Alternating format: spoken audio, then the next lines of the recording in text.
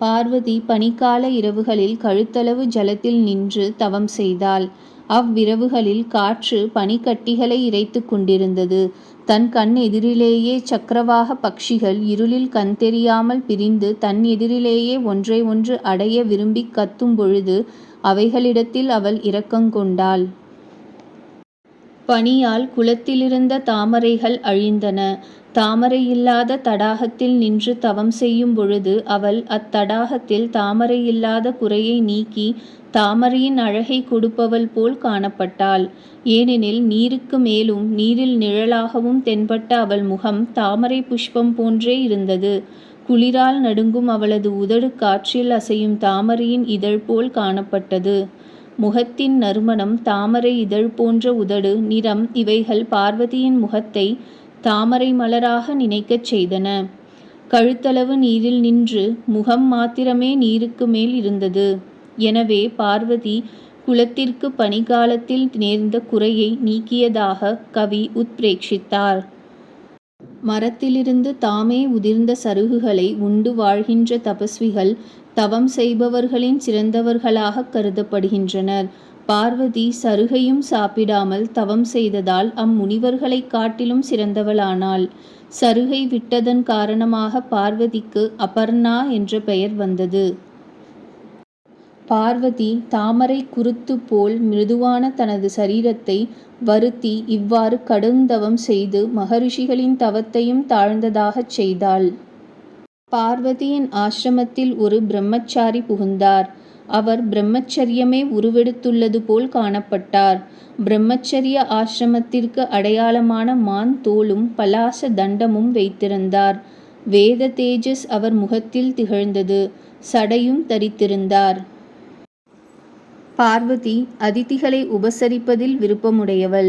ஆகையால் அவள் அதிதி பூஜைக்குரிய பொருள்களை எடுத்துக்கொண்டு மிகவும் மரியாதையுடன் பிரம்மச்சாரியை நோக்கிச் சென்று வரவேற்றாள். எல்லோரையும் சமமாக பார்ப்பவர்களும் எளிதில் விருப்பையோ வெறுப்பையோ அடையாத மனமுடையவர்களும் கூட சிற்சில சமயங்களில் சில மனிதர்களுக்கு அதிக மரியாதை செய்து உபசரிக்கின்றனர். உபசரிக்கப்படுபவர்களின் தோற்றம் மிகச் சிறந்த மரியாதையை அளிக்கும்படி தூண்டுகின்றது. அவ்வாறே பிரம்மச்சாரியின் தோற்றப் பொலிவு அதிக மரியாதை செய்யும்படி பார்வதியை தூண்டியது. பார்வதி கொடுத்த உபச்சாரத்தை பெற்றுக்கொண்டு சிரமம் நீக்கிக் கொள்வது போல் பாவனை செய்த பின் தன் மனத்திலுள்ள எண்ணத்தை கண்வழியே காட்டாது நேரான பார்வையுடன் தாம் கூற விரும்பியதை ஒழுங்காக கூற ஆரம்பித்தார் பிரம்மச்சாரி. அந்த பிரம்மச்சாரி கேட்டார். ஹோமம் முதலிய செயல்களுக்கு வேண்டிய சமித்தும் தர்ப்பமும் இத்தபோவனத்தில் எளிதில் கிடைக்கின்றனவா? இங்குள்ள நீர் உன் ஸ்நானத்திற்கு தகுந்ததாய் தீங்கு செய்யாதிருக்கின்றதா? தர்மத்தை சம்பாதிப்பதற்கான கருவிகள் யாது இருக்கின்றதா? பலவற்றிலும் சரீரம் மிக முக்கியமானதொன்று. ஆதலால் தேக நிலையை அனுசரித்து சக்திக்கு மீறாது தவம் செய்கின்றாயா? இது முதல் 18 ஸ்லோகங்கள் பிரம்மச்சாரி கூறுபவையாக உள்ளன. அவற்றில் முதல் 3 ஸ்லோகங்கள் தவம் செய்வோரை கேட்க வேண்டிய குசல பிரஷ்னமாக இருப்பன. நீ நீர் ஊற்றி வளர்த்த கொடிகளின் தளிர்கள் மேன்மேலும் தொடர்ந்து வளர்கின்றனவா? உதட்டுக்கு செம்பஞ்சு வர்ணம் பூசுவதை விட்டாலும் உன் உதடு இயற்கையிலேயே சிவந்திருக்கின்றது. இத்துளிர்கள் உன் உதடு போல் சிவந்தனவாக இருக்கின்றன. உன் கையிலுள்ள தர்ப்பத்தை அபகரிக்கின்ற மான்களிடம் கோபமடையாமல் இருக்கின்றாயா? தபஸ்விகள் குற்றம் செய்தவர்களிடத்தும் கோபம் கொள்ள மாட்டார்கள். அந்த மான்கள் உனது கண்களுக்கு உபமானமாக இருக்கும்படி தங்கள் கண்களை செய்து கொள்ள முயலுகின்றன போல் காணப்படுகின்றன. உன்னிடம் அன்பை உடையன அவை. நல்ல தோற்றம் உடையவர்கள் தீய காரியங்களைச் செய்யார் என்பது உலகத்தினர் கூறும் வாக்கு. அது உண்மையானதே. உனது அழகு போல் உனது நடத்தையும் சிறந்ததே. சாதாரண ஜனங்கள் மாத்திரமே அன்றி மகரிஷிகளும் பின்பற்றும்படி உனது நடத்தை அவ்வளவு உயர்ந்ததாக அமைந்துள்ளது. உன் தந்தை நிர்மலமான நடத்தையுள்ள உன்னால் தூய்மை பெற்ற அளவு கங்கை ஜலத்தினாலும் பெறவில்லை. கங்கை ஜலம் ஸ்வர்க்கத்தினின்றும் வருவது. சப்த ரிஷிகள் புஷ்பங்களை கொண்டு தூவி பூஜை செய்கின்றனர். அத்தகைய புஷ்பங்களை கொண்டு வருகின்ற கங்கை அதனாலும் பெருமை பெற்றது. இவ்வளவு பெருமை வாய்ந்த கங்கையினும் சிறந்தவள் நீ. தர்மம், அர்த்தம், காமம் என்ற 3 புருஷார்த்தங்களில் தர்மமே உயர்ந்ததென்பது எனக்கு இப்பொழுதுதான் நன்கு விளங்குகின்றது. ஏனெனில் செல்வத்தையும் சுகத்தையும் மனத்திலும் நினையாமல் நீ தர்மத்தை அனுஷ்டிப்பதே நான் அவ்வாறு நினைப்பதற்குக் காரணம். தர்மம் சிறந்ததாயில்லாவிடில் நீ அதை அனுஷ்டிக்க மாட்டாயல்லவா? பெரியோர்களின் நட்பு அவர்களுடன் 7 வார்த்தை பேசுவதால் உண்டாகும் என அறிந்தோர் கூறுவர். அல்லது 7 அடி தூரம் சேர்ந்து நடப்பதால் உண்டாகும் என அறிந்தவர் கூறுவர். உன்னுடன் பல வார்த்தைகள் பேசிய எனக்கு உன் நட்பு கிடைப்பதற்கு யாதொரு தடையும் இல்லை. மேலும் நீ எனக்குச் சிறந்த மரியாதையும் செய்திருக்கிறாய். என்னை உனது நண்பனாக ஏற்றுக்கொள். அந்நியனாக எண்ணாதே. நாமிருவரும் நண்பர்களானதாலும் நீ மிகவும் பொறுமையுடையவளாதலாலும் பிராமணர்களின் சுபாவத்திற்கேற்ப எனது ஆசை பொருத்தமானதாலும் இப்பொழுது நான் உன்னிடம் ஒன்று கேட்க விரும்புகின்றேன். இரகசியம் இல்லாவிடில் பதில் கூறு.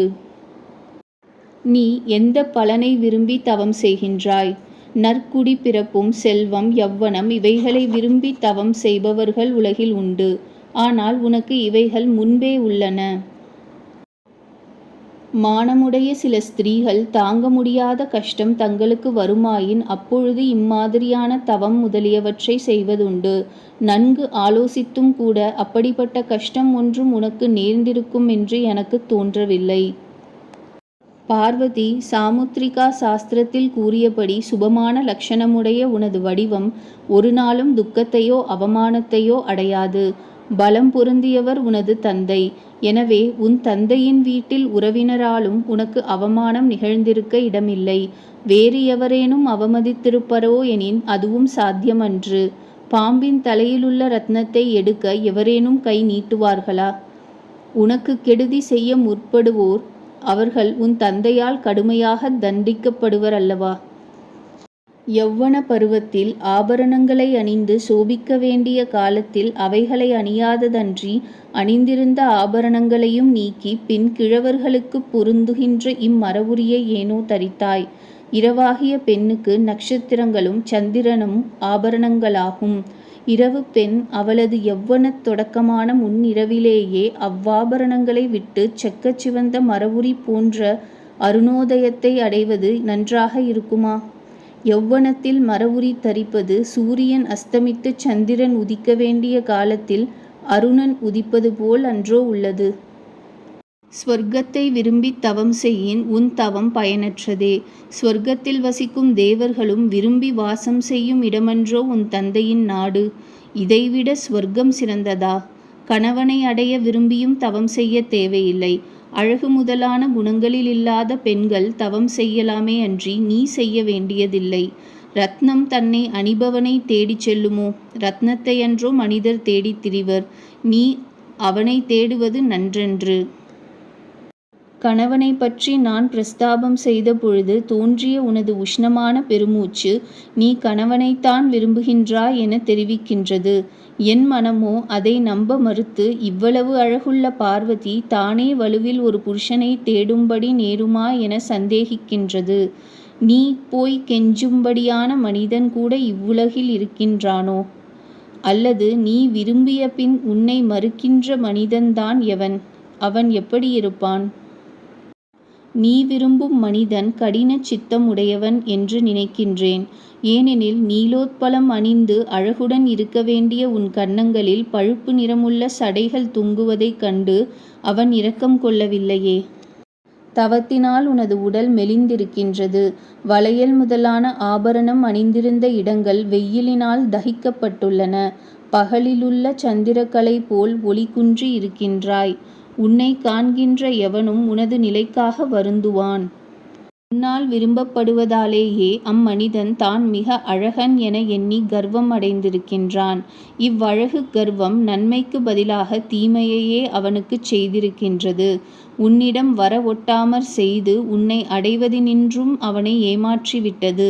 இவ்வளவு சௌந்தரியம் உடைய கண்களால் பார்க்கப்படும்படியான பாக்கியத்தை அவன் பெறவில்லை. உன்னை காணாத ஒவ்வொரு நிமிஷமும் அவனுக்கு பெரும் நஷ்டமே. வந்து பார்த்திருப்பானாயின் தனது நஷ்டத்தை உணர்ந்திருப்பான். பார்வதி, நீ வெகுகாலம் கஷ்டப்பட வேண்டாம். என் தவத்தில் பாதியை உனக்கு கொடுக்கிறேன். நீ விரும்பிய கணவனை அடையலாம். ஆனால் தவத்தை கொடுப்பதற்கு முன் நீ விரும்பும் மனிதன் எவன் என நன்கு அறிய விரும்புகின்றேன். பார்வதியின் மனத்தில் புகுந்து அவள் எண்ணங்களை அறிந்து பிரம்மச்சாரி இவ்வாறு கூறி பதில் வேண்டினார். பார்வதியோ வெட்கத்தினால் நேரே பதில் கூறாது பக்கத்திலுள்ள தோழியை மையிடப் பெறாத தனது கடைக்கண்ணால் நோக்கினாள். தோழி கூறினாள், தாமரை புஷ்பத்தை கொண்டு வெயிலை தடுப்பது போல் மிருதுவான உடலை வருத்தி இப்பார்வதி தவம் செய்வதன் காரணத்தை அறிய உமக்கு விருப்பமிருக்குமாயின் சொல்லுகிறேன் கேளும். இந்திரன் முதலான தேவர்களை விரும்பாது இவள் சிவபிரானையே கணவராக அடைய விரும்புகிறாள். மன்மதனை அழித்த அவர் மனத்தில் காதல் உண்டாகவில்லை. அழகுக்கு வசமாகாத அவரை தவத்தால் வசப்படுத்த விரும்புகிறாள்.